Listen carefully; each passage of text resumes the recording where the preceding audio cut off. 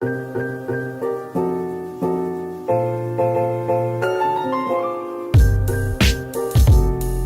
welcome back to the Daily Universe podcast. Ronald, the three-man Weaver here.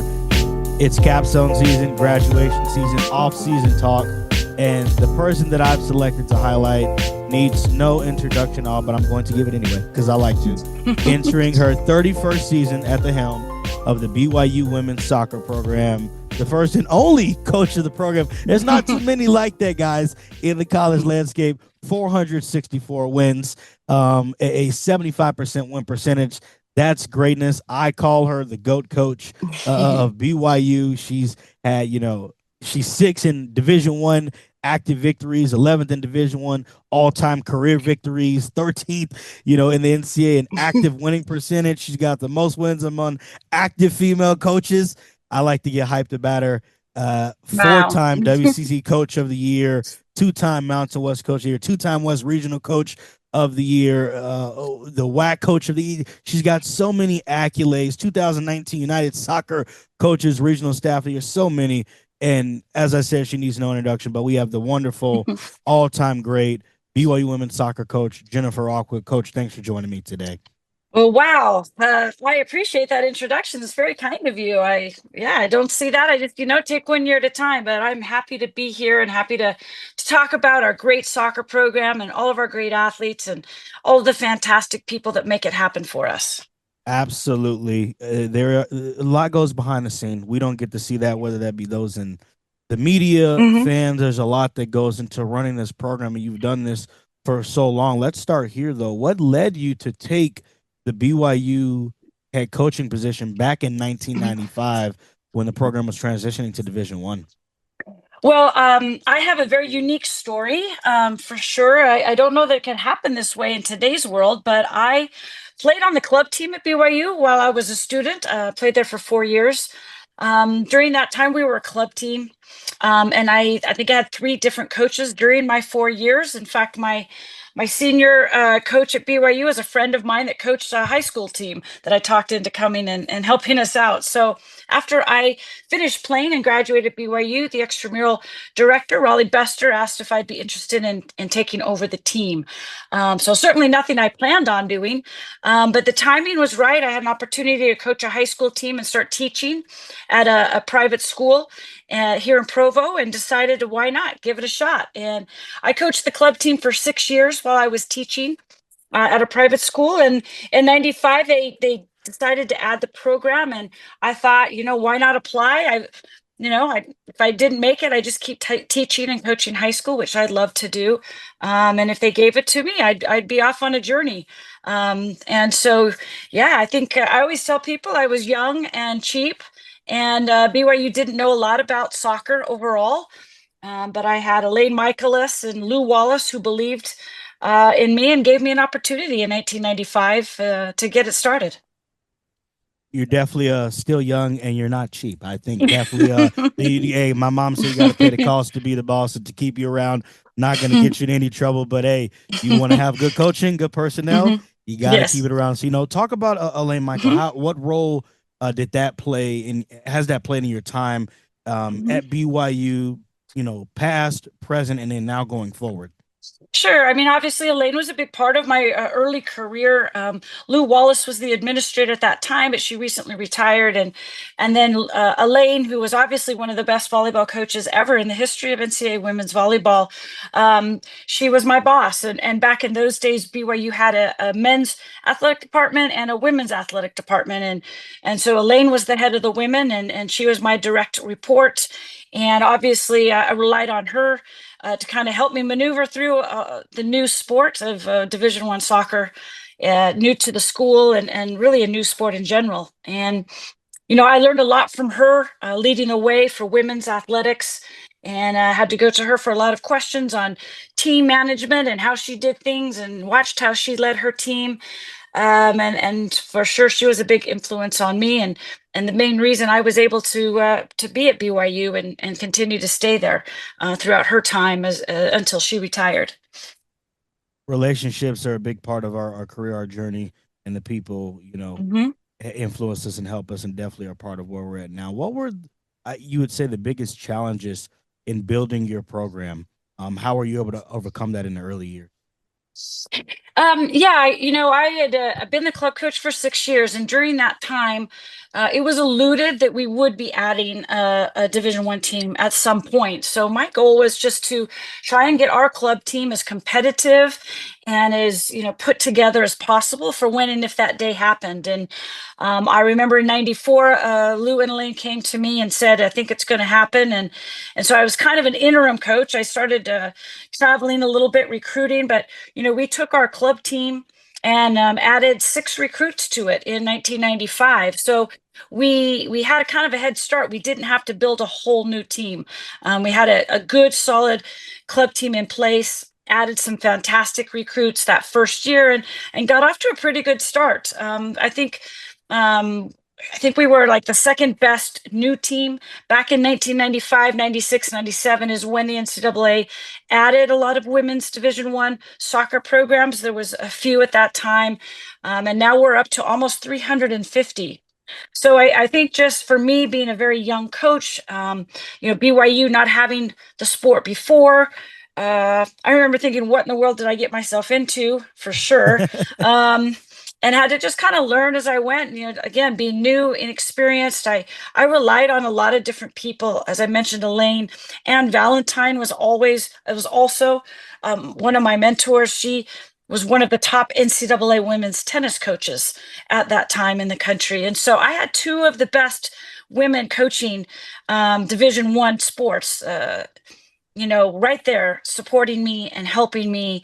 I relied a lot on asking questions to other coaches. I talked to the women's basketball coach a lot and just tried to find my way through. And so you just try and surround yourself with good people. And during those early years, I had Coach Chris Watkins, who you probably may remember, such a great guy. But, between him and I, we just tried to bring in the right type of recruits who really wanted to be at BYU, that were coachable and hardworking, and just tried to create a program that, centered around the foundation of BYU and what, our school and our uniqueness is all about. And our goal was to recruit the top, members of the church throughout the country. And, obviously a lot of our players ended up being from Utah. And, we just got off to a really good start and had a lot of success throughout, really since our first year in 1995. Yeah, you have had a lot of success. There's no doubt in the relationships and mentors and being at BYU. There's a lot of good people in the community and a lot of people you can lean on, and you've been able to lean on those people, and those people have been Hmm. a part of the reason why the program and your success and have contributed to that. And you mentioned the recruits, the players. It is about coaching, but it's also about the product on the field. Hmm. You've coached hundreds of athletes. What Hmm. qualities define a BYU player for your program in your mind? Yeah, I think first and foremost, one of kind of the main recruiting things that we've always talked about, from early on when Chris and I were like, what's the right player? Who are we going after? And obviously the given, they have to be a talented athlete and a talented soccer player. I mean, we wanted to compete for a championship in the conference every year. And obviously early start out in the uh WAC is our first conference that we were in, but we really wanted to recruit an athlete who had a strong desire to attend BYU, not just because of the soccer opportunity, but for all the other great things that BYU is about, the academics, the environment, the church, the social aspect of it, and wanting to be an environment that represented more than just a sports team. And so that's something that we found really drove a lot of players to be at their best, because they were representing so much more than just themselves. And I think our players over the years have taken a lot of pride in that. And as we continue to win and get recognition, then we started having some of the better soccer players, wanted to come, but also knew they could come and compete at a top women's soccer program. And they would have the experience and the support of the university, the support of the administration. They'd have everything that they would need to be successful and to graduate from one of the top academic institutions in the country, and obviously have a unique experience where the church and school are combined. And that is something that is truly unique to BYU. And I think that's something that we used as one of our kind of our recruiting pools is you can have a unique and different experience than you can anywhere else. And I think we got those kind of quality athletes. You can be a really great coach, but if you don't have the right players, and if you don't have players who are committed to working hard, who are humble, who are coachable, um, who want to be their very best, both on and off the field, and also who really wanted to build a strong culture of family and love and support. And I think that's also been a big part of our success is our team culture and how much the girls truly enjoy being around each other and working hard together and sharing their love and passion for our game with others. That's what made BYU so remarkable. You know, that Hmm. consistency of, like you said, those core Hmm. philosophies, the culture that you've instilled, the players, the balance of developing Hmm. players, not just on the field, but having them grow off the field, especially at a place like BYU. That's made it so remarkable in the aspects. Like you said, not just the best athletes, we want you to Hmm. be the best person. We've seen that from, Hmm. Tom Homo, now to Brian Hmm. Santiago, that Hmm. mission and that vision of that. Are there any former players whose personal or professional journeys have inspired you? You know, you've coached a lot of people, but I want to ask about that because there's so many players. But is there one in particular, Hmm. or I guess two that stick out to you? Um, yeah, I mean, obviously probably our most successful player that has gone on to the next level is Ashley Hatch. And Ashley Hatch has a unique story too of how she got into college. She's a kid from Arizona who didn't play on Sunday and didn't play on a super competitive club team, but came to camp every year. And she had a work ethic almost like no one else I've ever seen. Um, she truly knows how to train on her own and didn't have some of the things that other young players had, which was super competitive teammates and coaches and experience that way, where you could see her development each year she came to camp. And then when she got to BYU, how hard she worked, how hard she competed, how much she loved the game, and that really how much time she spent on her own, developing her game. So doing more than the next player.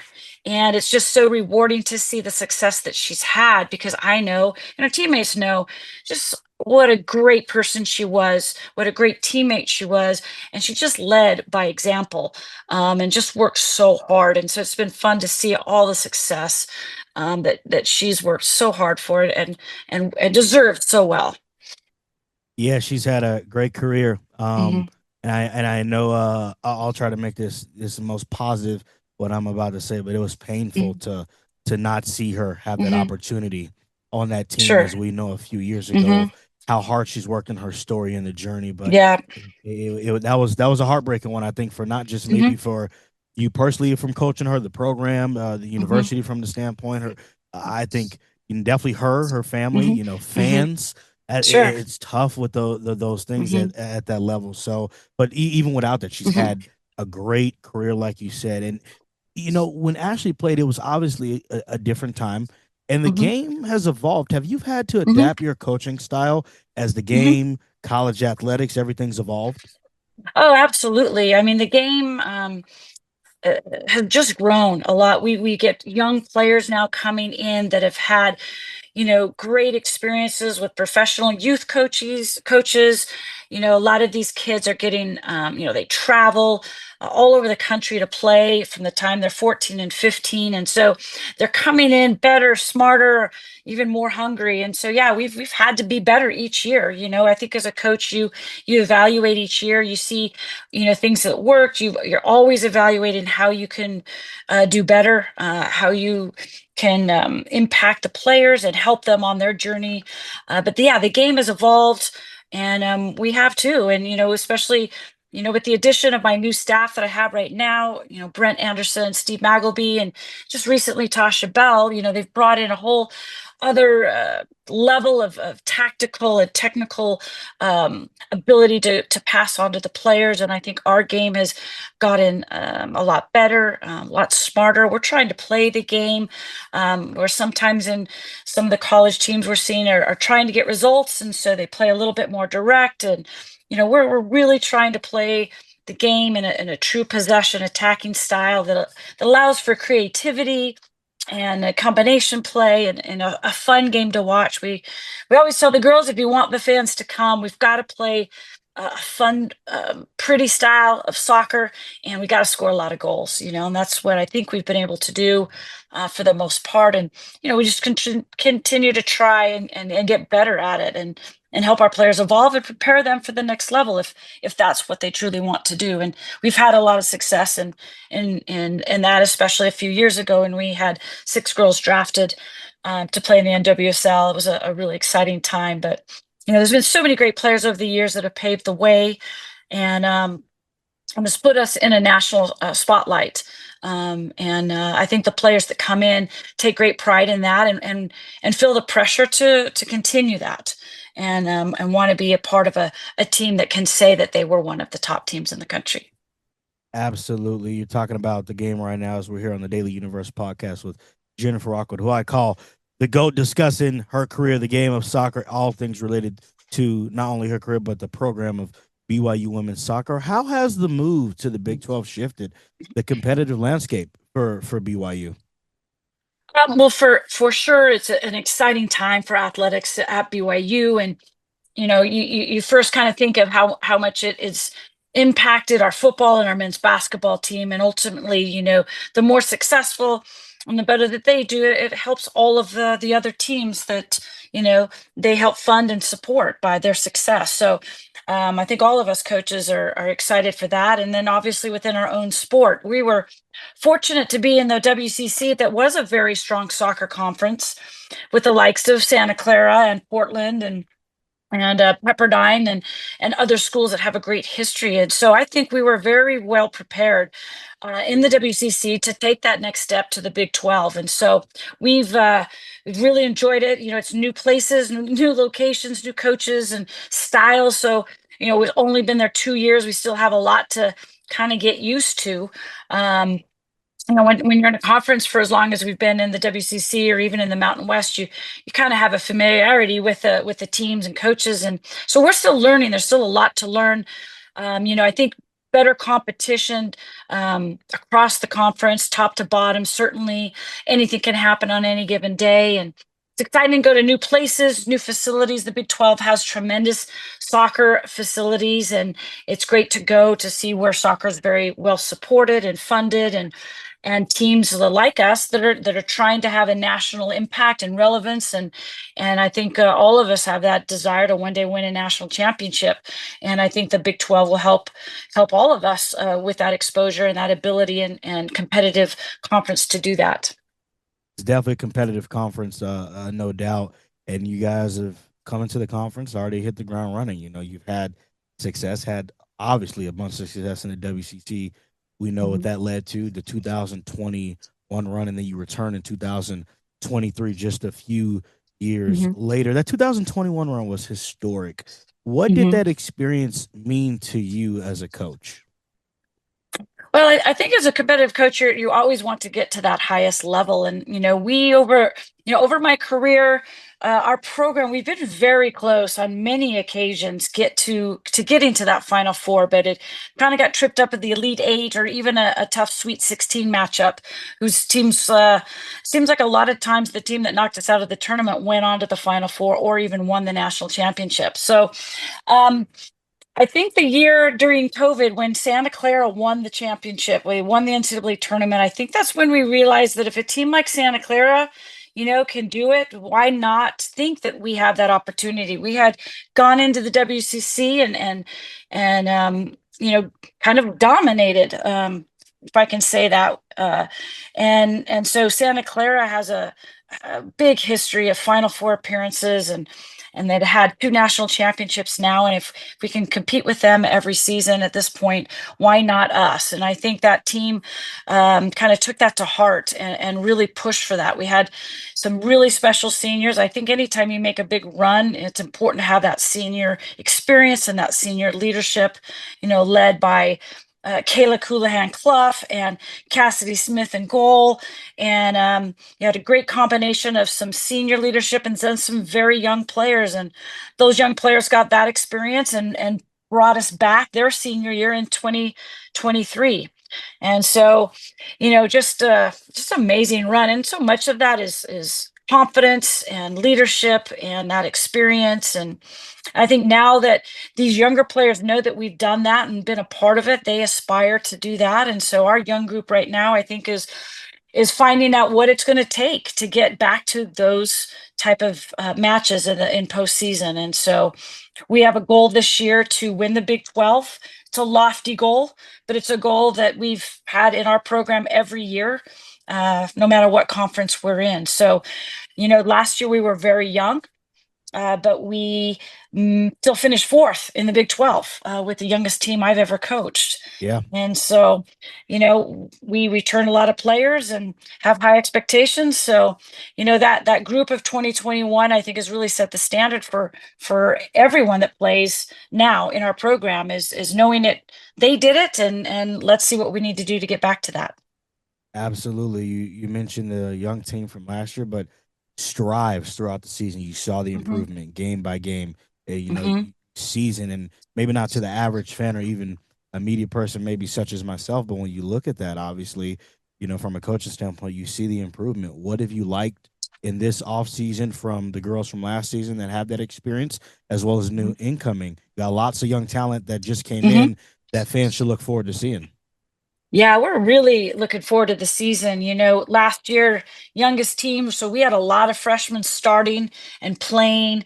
And, the growth that we made as a team from the beginning to the end was probably the most we've ever seen in a single season. So that was very rewarding. I mean, we started off pretty rough and ended up being a really pretty good, obviously NCAA tournament team by the end. And we had to go through a lot of injuries through that time too. So it was a up and down season, but very proud of how we finished. We returned basically everybody from that group. And so to have that year of experience, I think made them realize, okay, there's a little bit more we need to do in the off season. We need to be a little bit more prepared. We need to be a little bit more fit. And just a great year of growing for us. And now we add 2 return missionaries that just got back in April that played, obviously Izzy was a 2-year starter for us before her mission. And Bocce played some really significant minutes for us in 2023. So adding those 2 players back is going to be a big difference for us. We'll also add Ellie Walbrook back, who made a big impact as a captain, but obviously not able to play with her knee injury. I think having her out on the field will really spark this team in the attack. And then, we have 8 freshmen coming in, and actually 9 freshmen coming in.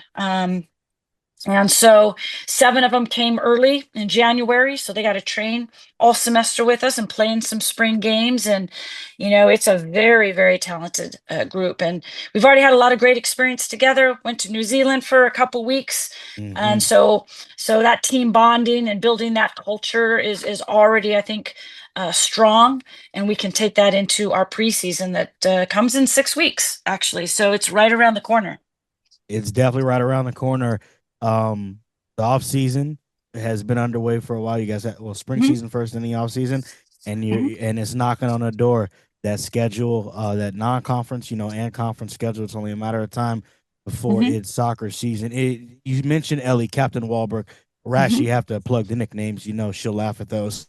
That's our job to do that. But Ellie Walbrook is what she's doing. Is she just the captain? Is Mackenzie Vance going to be a captain? Have you decided that, or is that still in the works? Well, our captains last year were Avery Frischneck. Okay. Well, actually, yeah, Avery was not our captain last year, but was voted in this winter. Okay. So Avery Frischnick and Ellie Walbrook are our two captains and have been since January. Obviously, we graduated our other captain, Tara, who actually is now the head coach at American Fork High School. So congratulations to Congratulations to Tara. Tara. Okay. Yes, Tara and Zoe.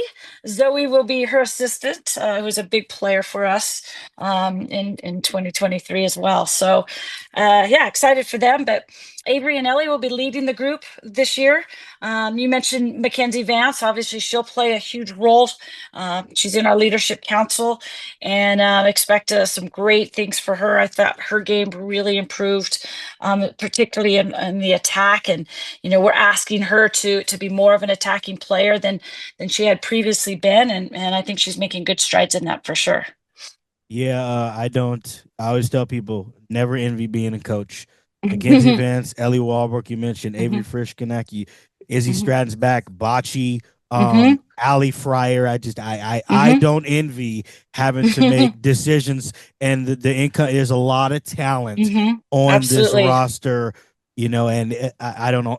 Obviously, that's why you have the 30 plus years of greatness because you know exactly what you're doing and who to put in the right position. And man, Micah's.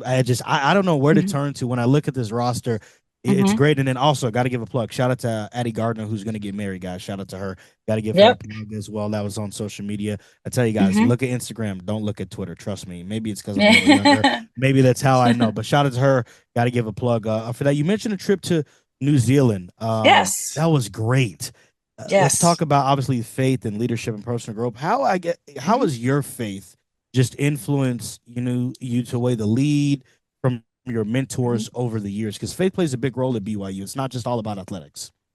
Yeah, absolutely. Our faith is, I think, a reason so many of us choose to stay at BYU because it's such a big part of what we do on a daily basis. And being a member of the Church of Jesus Christ is a powerful thing and a big part of all of our lives. And at BYU, we can talk about that. We can incorporate that into our practice and our games and our preparation. And we do have some non-members on the team, but the majority of our girls overall my 30-year career have been members of the church. And so again, that's a mantle that they it's an extra added pressure to being a student athlete to do that because the expectations are even higher when you kind of add that other component in it. But I think that's the majority of why the girls decided to come to BYU is because of that faith component and how important that is in all of our lives and how important it is to grow and develop spiritually just as much as you are intellectually or physically.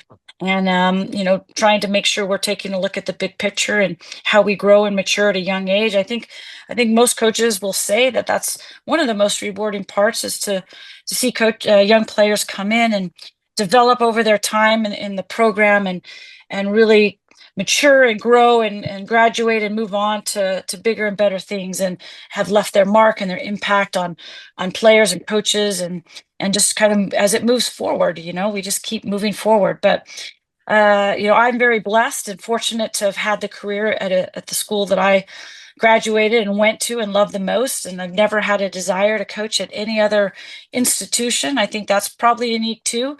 I just feel very lucky to be where I am, and it's not easy for sure. I think there's some extra components that we have to work with, but I think more than anything, our staff and at BYU, we have the opportunity to recruit such amazing young women who are just fantastic role models. And it's one of the best things I like about camps and doing firesides and trips not like New Zealand is to see the impact that they have on young kids, particularly young girls, and how they inspire and how they ignite a fire and a passion to be better and to work hard and to accomplish goals and to be like them. And so that's really fun. Being a newly young father, having a girl that is 7 months old, right? And I grew up Hmm. in the matriarchal system. I grew up with three sisters, a single mom for a handful of the portion of my Hmm. household was around grandmothers, aunts in those regards. I had, church leader influence for sure and a few Hmm. members in the community, but it was majority of that. And now seeing that it's inspiring when you see women like yourself, when you see the BYU women athletes, not just at soccer, but Hmm. volleyball, track and field. Now Yes. having that Uh-huh. perspective and giving that vision, and now being a young parent, you're like, these are the role models or people you want to see. You want to see them shape their life in that same regard, be Mhm. influenced, uh, by those people. I want to touch on the non-members though. Yes. How have they been able to strengthen and influence their faith? We've seen a lot of people come to BYU, and it's not about if they join a church, it's not about that, but Right. we've seen multiple people of different faiths Hmm. thrive in this environment. For your program, how have you seen the few that have come into the program Hmm. thrive in that way because of the mission and the vision of Brigham Young? Yeah, I think they've wanted to come and be in a team culture that's like family, that's caring and loving and supportive and positive. And I think that's a huge part of our team culture. And I think as we have recruited a few of these girls, that they've sensed that, they've felt that when they've come on campus and have been a part of the team on official visits. I think that's just something that they felt was an environment that they could, really grow in and enjoy and have fun. We have Presley Freeman from Georgia, really didn't know much about BYU until we reached out to her, and she knew us as a soccer program. And then I think when she came out on campus and had a chance to hang out with the girls for, the visit, I think she was just drawn to their passion and we have some characters on our team. We have a lot of fun, but You do. we work hard. The girls work hard, but play hard.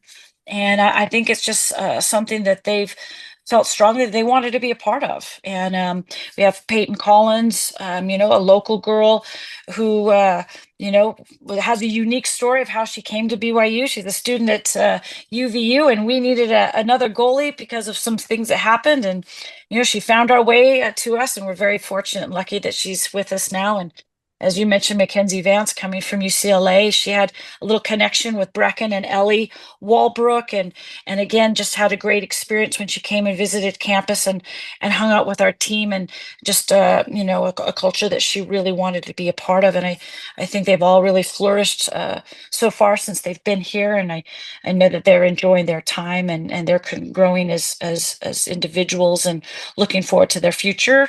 After they graduate, Mac has spent some time in Europe for 2 weeks. Not went from New Zealand to Europe, doing some work through a medical school program, and just having opportunity to shadow some people.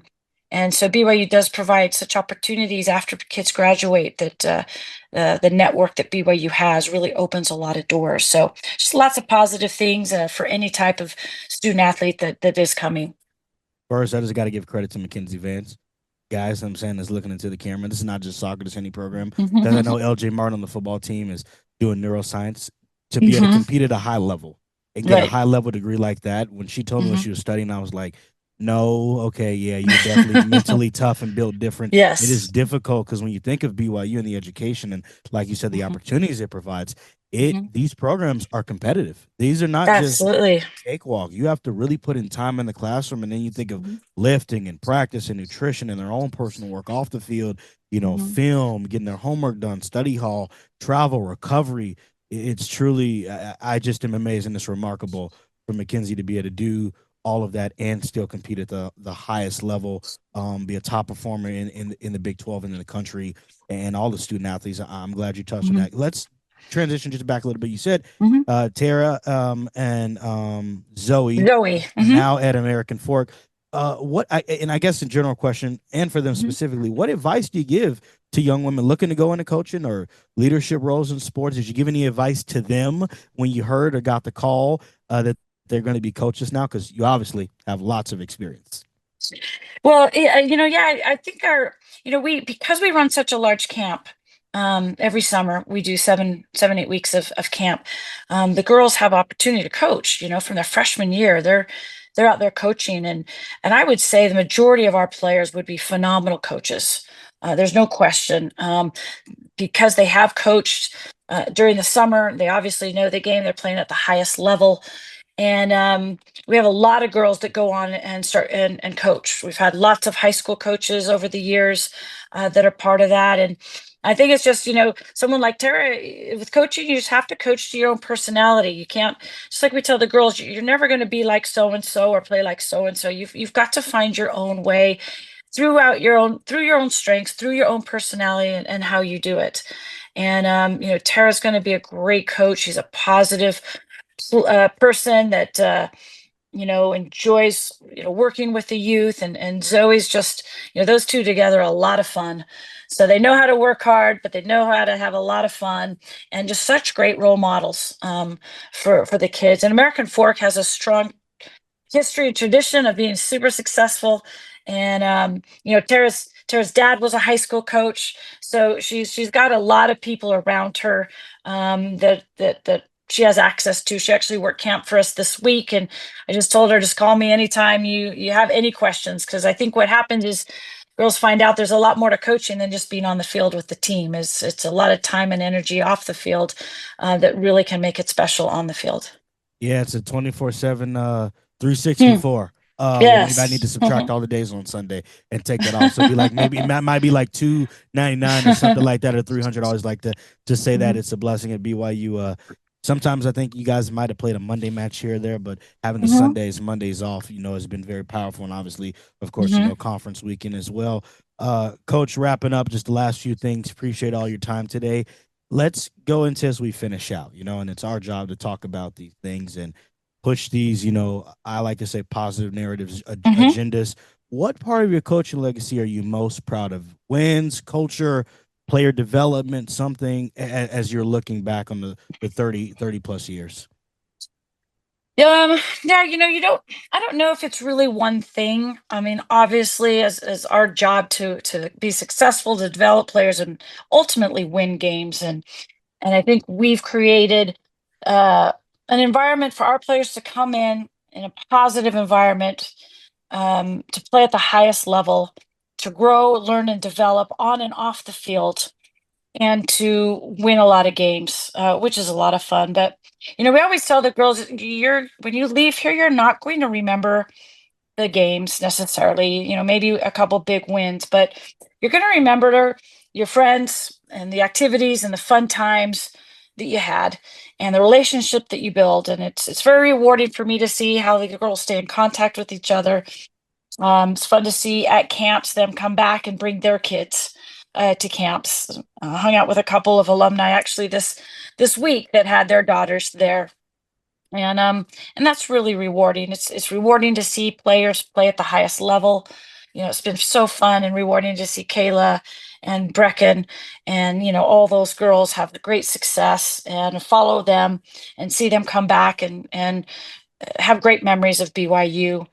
So, hopefully it's just that kids enjoy their time and their experience here, and go on and use that. I mean, a lot of times yes, they say they don't have a lot of work experience, but there's not many people who have an opportunity to be a Division I athlete and know what it takes, the discipline, the hard work, the grind, the mental toughness that it takes to be successful as a Division I athlete, and all the life lessons that are learned, and how successful they are after they leave BYU. So I'm a lucky person to do what I do for sure, and I don't take it for granted. So I'm very blessed and thankful that I get to work with such amazing people, both players and support staff and administration, and certainly assistant coaches who are the only reason I'm still doing it at 37 years later, is because I have a fantastic staff right now.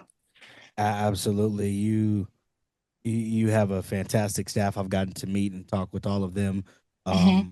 Great minds, great players. It's fun coming back, covering games and seeing those faces pop up, Hmm. whether they playing professional, Hmm. doing what is it, color commentary or not. Yep. It's Yeah. fun to see everybody Exactly. in their own regard. From seeing Hmm. Carlos Winston Haslam, Yep. to seeing Brecken come back who's playing, to see Hmm. Petey come back, like Yep.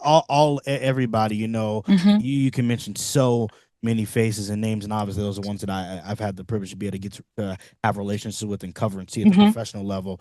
So that's why I mentioned those. Don't want to miss out on anybody. Right. There's a bunch, but you're Yep. right. BYU is special in that regard. I have to ask this because I haven't Hmm. had a chance to, and I need to get you now because I'm alone. There's nobody else. It's just you and Uh-huh. I. Is Right. is that defining game in the career? Is it that UNC game? Because we mentioned this Hmm. multiple times. We had it Hmm. written, then we went back, changed things, we did things, and then once it got tied up, I just held down the backspace button. I said, we're gonna start over. Here we go. Yeah, Was that the do you, is that the defining game in your career? Obviously, the 2021 mhm, season stands out, but was that sure. was that the game in your career where you're like was because that I can't describe that. I think that 18 minutes.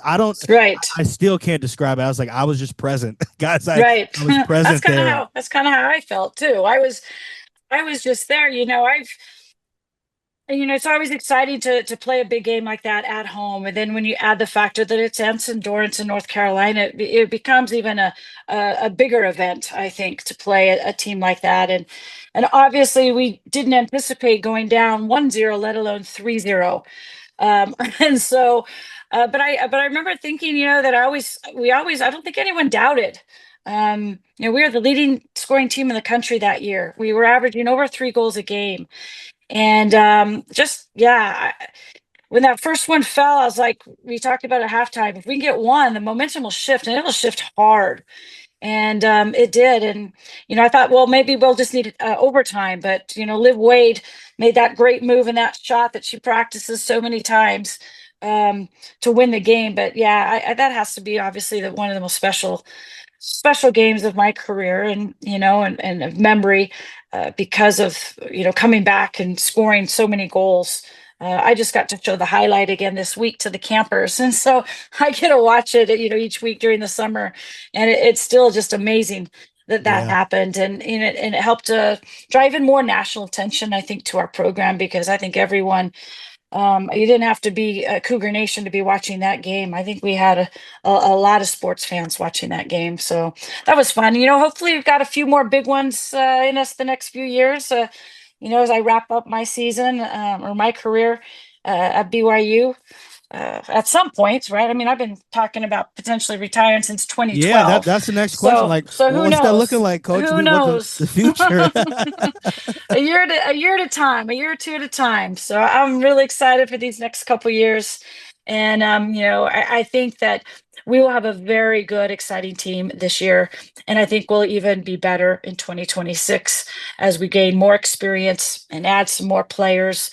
But yeah, it's exciting. The future looks great. I'm really looking forward to it.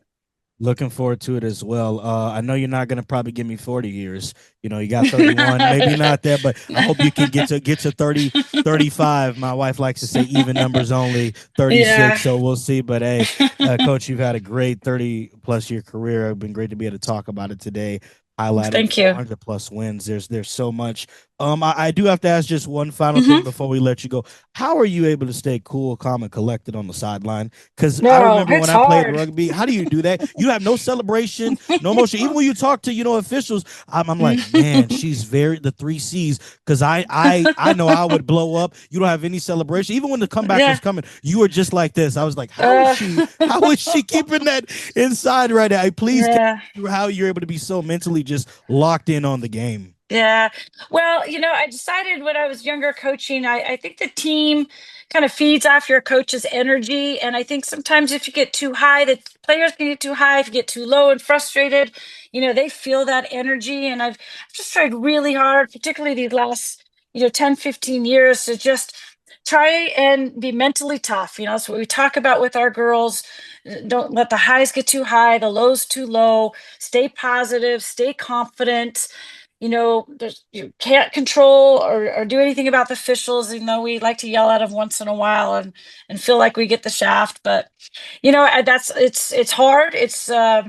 It's mentally exhausting. I'm very tired after weekends of games, trying to hold it all in, because I am a very passionate, competitive person, but I do try in front of the girls to try and keep it under control. My assistants have seen me a little bit on the other side, and I have to talk to myself on the way to halftime a lot to just take a deep breath, keep it calm, stay positive, even though a lot of times, sometimes you just want to go off, but it doesn't work for me.